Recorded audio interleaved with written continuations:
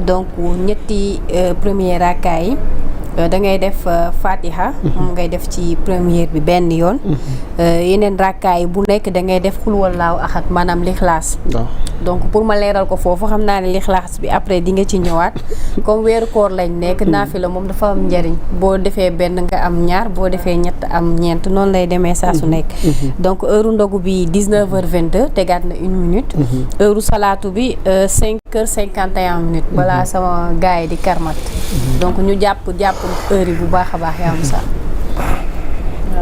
alors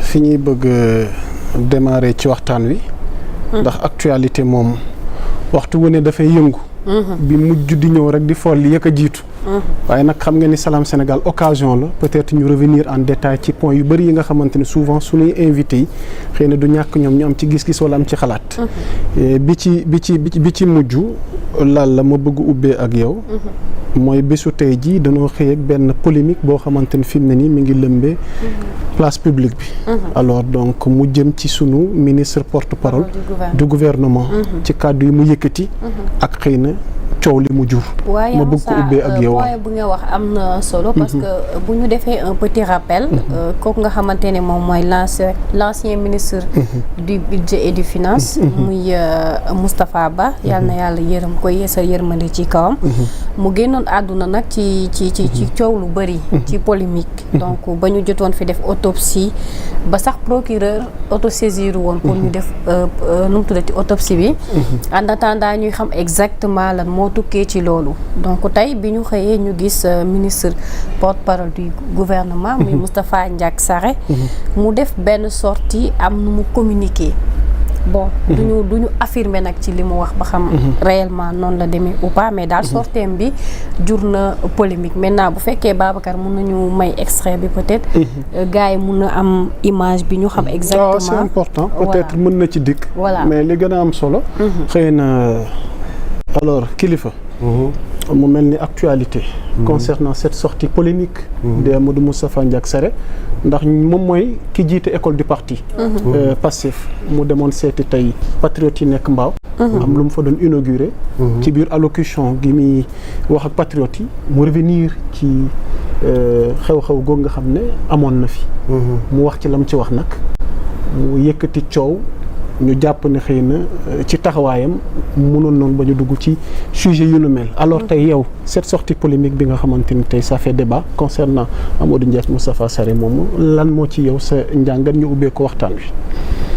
Oui, parce que à la dernière minute laay gis laaj dugg ci net bi parce que toute la journée j'étais sur des choses très honnêtement pour être honnête ci laay gis mais sérieusement mënuma la wax ni lii la wax j'ai pas écouté moo tax quand tu demandais l'élément wala si vous pouvez me bon mun nañu wax je cite entre guillemets parce que loolu li mu wax mooy que ni dafa mel ni comme si que dafa affirmer condition yi Moustapha Ba génnee àdduna le texte c'est surtout là suñu déggee boobu revenir ci ni mu communiquer voilà c'est ça parce que comme yor nga texte bi wóoratul donc dañuy ñëw très rapidement ci propos yi nga xamante ne moom wax na ko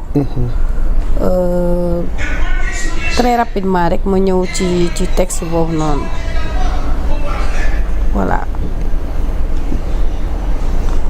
voilà donc moi je pense l'avoir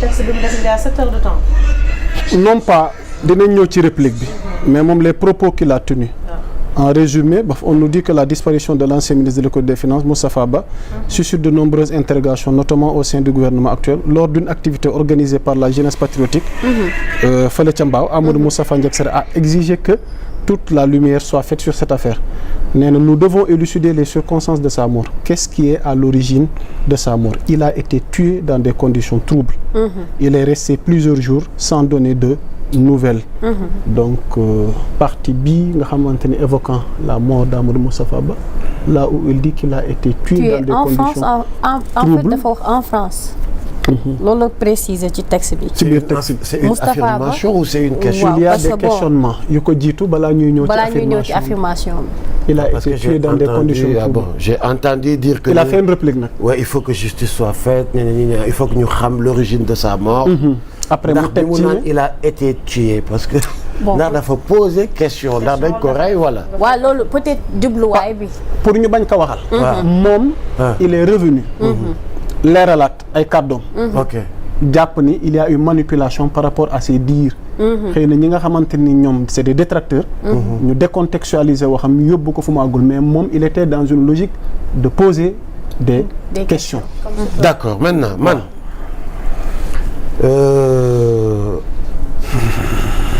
C'est après peut-être que je vais donner un conseil à képp koo xamante ni peut-être tu exerces le pouvoir pour en ce moment. Mais bi jiitu mooy je connais Moustapha Ndiack Sarré. C'est quelqu'un de très positif, quelqu'un de très calme et quelqu'un de très prudent. Mais di ko dolliwaat rek que ni li nga xamante ni moo ko yóbbu woon ca école de parti boobu ñu ko invité woon na yem ca loolu na waxtaan ca loolu na wax ca loolu parce que je pense que ni il était pas parti pour ñuy débattre ci nuñ defee nii nuñ defee na le école de parti bu ñu koy wax boo leen di rendre visite surtout ñu ne la jeunesse patriotique mooy que ni da nga dem pour peut-être di leen jàngal yenn yi nan la ñuy comporter woo ci parti bi donc lu fa beneen wax di wut si nañuy moytu nañuy yem ci li ñu war a yem ci seen communication suñu mënul parce que tamit quand tu es le porte-parole du gouvernement aussi surtout le porte-parole du gouvernement la ñu wax donc attends peut-être bu le président wooyee wala le gouvernement a besoin que tu communiques pour lui yamal ci communiquer ba mais boo génnee jàppal ni casquette porte-parole du gouvernement da lay topp ba tey boo fa demee woon nit ci koo xamante ni yow yaa yor école du parti bi di jàngal xale yi nu ñuy toogee ci parti bi gars yi dootuñ la kii ci loolu. tey jii lépp lu may wax du ñu bind kilifa le rappeur wala kilifa ñañañi mais kilifa PCA du Grand Théâtre la ñuy bind ni moo wax lii depuis ma nomination donc il faut que nit ñi tamit tey ci loolu dal ci loolu xam ni bu baax que ni un état c'est un état. te bu nekkee da nga nekk à l'exercice du pouvoir del moytu yenn yi en tout cas sama commentaire ci kii boobu loolu la ci ba keroog peut-être moom mu ngi fii il est là mën na wax mën na kii nii moom tamit ak ñi mu ko seqal voilà de toute façon daal je veux pas être long mais daal c'est un conseil balaa may jàll ci Abdoulaye pour sa réaction comme ni nga ko waxee moom en personne defaat na publication pour repréciser waat pensée donc c'est important de le rappeler nee na quand on manque d'arguments on fabrique des polémiques après avoir plongé le pays dans une situation économique catastrophique. Les champions du maquillage, des chiffres et de la diversion tentent aujourd'hui d'exister autrement qu'en assumant leur bilan. Ce week-end, j'ai lancé avec fierté les activités de l'école du parti Daré Cheikh Anta Diop en Mbao pour un militantisme engagé et au service du développement. Mais au lieu de débattre sur des véritables enjeux qui concernent les Sénégalais, certains préfèrent manipuler des propos sortis de leur contexte. Soyons clairs, comme tout citoyen, j'ai le droit de m'interroger sur des faits manquants de notre actualité sans pour autant faire d'affirmations. Ceux qui veulent faire diversion pour éviter les débats de fond dans la gouvernance et l'avenir du pays se fatiguent en vain pendant qu'ils polémiquent.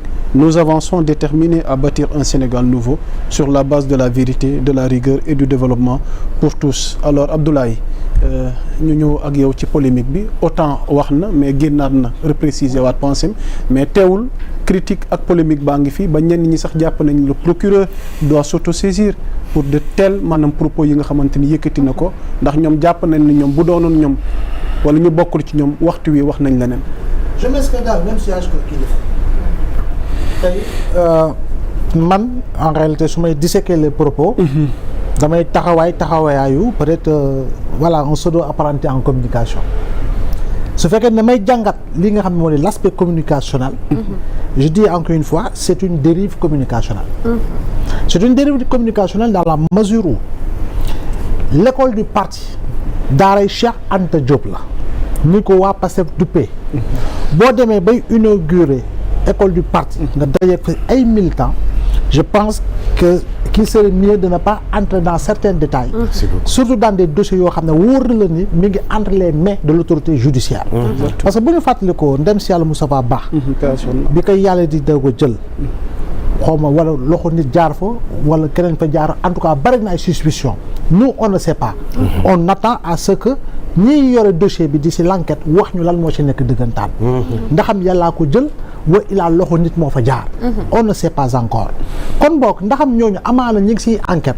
Je pense que booy wax ce n'est plus le directeur de l'école du parti qui parle, mais il a toujours cette casquette qui lui colle partout où il ira, mooy la casquette porte-parole du gouvernement. Et quand tu dis qu'il a été tué dans des conditions troubles, dans des situations troubles, qu'il s'agisse d'affirmation ou d'interrogation, moi en écoutant, je ne sens pas l'aspect interrogatif, je sens beaucoup plus l'aspect affirmatif. Il a été tué dans des conditions troubles. Je sens beaucoup plus l'aspect affirmatif. Et de ce point de vue-là, malheureusement, polémique day juddu. Comme donc, la communication, depuis, j'insiste là-dessus depuis plusieurs mois. Il y a plusieurs aspects autour desquels nous devons parfaire la communication. Impérativement. Parce que dans un gouvernement, la communication n'est jamais horizontale. Non. La communication, elle est toujours verticale. Elle est hiérarchisée. Et la communication ne part jamais de la base. Elle quitte toujours le sommet pour la base. Il faut que nous sachions que si bop lay jógee wàcc ci digg bi ba ci suufu suuf. C'est ça la communication verticale. Donc de ce point de vue-là, am na yenn dossiers yoo xam ne autorités yi war ñu ci addu. Parce qu'en réalité, daf ñuy tardel c'est ay débats yoo xam ne c'est des débats stériles qui ne nous apportent rien du tout. Débattez sur des sujets de développement. Axe de développement yi président Diomaye teg ak di ko ànd cette premier ministre di ko doxal. Lan la pour la jeunesse. Lan la pour l'industrie. Lan la pour les femmes. Lan la pour les hôpitaux. Lan la pour l'agriculture. Lan la pour la pêche. Lan la pour lutter contre l'immigration irrégulière. Moi, j'attends très sincèrement autorités sur ces axes-là pour nous communiquer. Ça participe à relever le niveau du débat. Parce que xale bu jigéen bu toog këram sama morom sama rakk sama jabar bi toog seen kër di seetaan télé yi la ñuy gën di bëgg a dégg moo di xam-xam nay wala ngaan ci plateau yi ñoom ñu ciy jariñu ñun ñu ciy jaruñu keneen ak keneen di ci jaruñu mais boo duggee ci ay débat yoo xam ne en réalité oui parlons du rapport si tu veux parle des chiffres maquillés si tu veux il a rencontré le président si tu veux mais circonstance su mooram bu ci dugg parce que xëy na xamagoo ci dara parce que l'enquête moo koy déterminer et je pense que yooyu dina tax même bu ñu yegsee ci li nga xam ne moo ëpp solo les gens s'attarderont sur les détails. xam nga tey suñu métier lan lay jàngal. dans l'exploitation de l'information. La notion de la pyramide inversée. Exactement. La notion de la pyramide inversée. mooy que ni journaliste bi dañ ko ne boo demee jëli xibaar. concentre-toi sur l'essentiel de l'information avant de venir sur les détails. Mais boo bëggee nekk ci détails yi l'essentiel dañ koy occulter dañ koy fàtte. yow parle de l'essentiel. Et pour man foofu l'essentiel c'était pour man les questions autour de l'engagement militant. naka ngay jàppale ñu fi nekk lan mooy axe de communication bi. naka ngeen di liggéeyaate pour la massification. naka ngeen di liggéey sur la mobilisation ou sur la remobilisation. comment réveiller certains foyers dormants. qui depuis les législatives xëy na ñu ngi en léthargie. comment réveiller ces foyers dormants là. Pour moi ce sont ces axes-là la communication dafa am solo. te yàgg naa la wax fii yaa Moussa. communication de loo xam ne da nga koy forde. communication science la. da ngay dégg ñu la communication événementielle. bokkul ak communication interne à une entreprise. bokkul communication externe à une entreprise. bokkul ak communication de crise. bokkul ak communication globale. bokkul ak communication institutionnelle. bokkul ak stratégie communication bu si nekk dafa am axe boppam. kon boog bu si moom si doon rek jàng ko pour maîtriser ko pour xam naka ngay dérouler. je crois que aujourd'hui dañoo ñu ne écoute il y a il y a 5 artistes yuy xëccoo Grand Théâtre pour la même date. le président de conseil d'administration nga foog ni amati na droit ñëw rek taxaw waxee xët. non il doit toujours analyser avec recul et méthode. recul et méthode pour voir quel est l'axe de communication bu ñu war a définir ñoom waa Grand Théâtre. Dans toute chose nag c'est comme ça. Y a-t-il lieu d'interpeller le procureur dans cette situation comme ni ko suggéré tey l'opposition la classe politique parce que nee nañ bu doonoon ñeneen lu dul ñoom amaa waxtu wi activé nañ ñi nga xam nga aujourd'hui c'est pas n'importe qui a parlé c'est un membre du gouvernement. Dans quel cadre le procureur pourrait s'autosaisir pour véritablement jàkkaarloo ki nga xam ne mooy le ministre porte-parole. Même jamono ji muy wax même si su fekkee ne c'est avec sa casquette d'homme politique. parce que moom moo jiite formation. voilà en tout cas lu si mënti am. procureur ak yoon ñoom xam nañu lu ñu war a def dans ces conditions-là. Moi je vais pas interpeller parce que en réalité kii wax tamit du citoyen lambda bi. Ce n'est pas le citoyen lambda qui a pris la parole.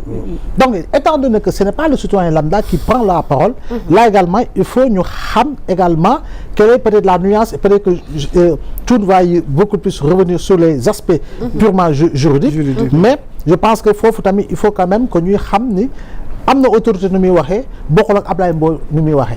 Parce que tey si je dois être convoqué par la section de recherche ou la division des investigations criminelles, ce sera pas la même chose lorsqu'il s'agit d'un ministre de la République. Donc yooyu tam mi ngi ci mais dans tous les cas gis nga yaa Moussa pour ñu bañ a yegg si yëpp que les gens remodèlent la communication gouvernementale et la communication sur les axes politiques. Loolu gis nga ku leen siy bëgg a jàppale. il faut nga leen koy wax ñu koy dégg. waaye boo leen ne chaque fois saa su ne bravo.